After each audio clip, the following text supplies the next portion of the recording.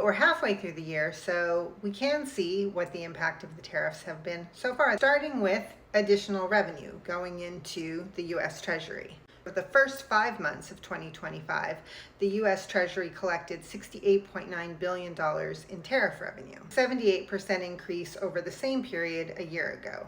A lot of that revenue came in April and May when President Trump's 10% tariffs applied to almost everything. If President Trump's tariffs were to stay in place for a full decade, then the Congressional Budget Office estimates that $2.8 trillion could be shaved off the federal deficit. That tariff revenue isn't coming out of thin air. So let's see what the other impacts of the tariffs have been. First of all, Congressional Budget Office is already predicting higher inflation. We haven't felt the full brunt of that yet because there was so much buying going on first quarter of 2025 in anticipation of those tariffs being imposed. And then the highest tariffs were delayed for 90 days. We have already seen the economy contract slightly though, with the GDP shrinking by a half percentage point in the first quarter of 2025. The tariffs are also already showing a substantial drag on the manufacturing industry. Manufacturers shedding about 8,000 jobs just last month. The reason for that is the raw materials that they use to manufacture their goods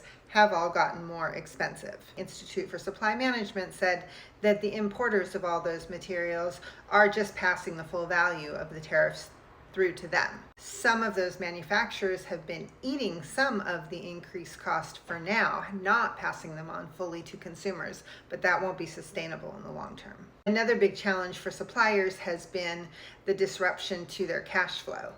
Tariff has to be paid up front. So if a wine importer imports $100,000 worth of wine, they have to pay a $20,000 tariff, that $20,000 tax, just to get the wine out of customs before they sell any of the wine. We're also just now beginning to see the impact on U.S. exports as goods manufactured in the United States get more expensive, and as countries put reciprocal tariffs on the United States, as Canada and Mexico and the EU have done in this sort of tit-for-tat tariff war, U.S. goods become more expensive and our foreign markets get smaller.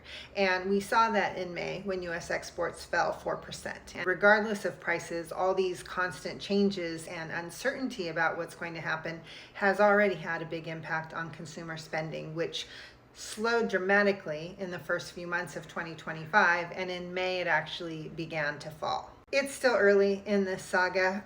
Who knows by the end of the year where we'll be with tariffs. Right now today is we are seeing some increased revenue, but we are also beginning to see some negative impacts in terms of consumer spending, manufacturing job losses, and falling exports.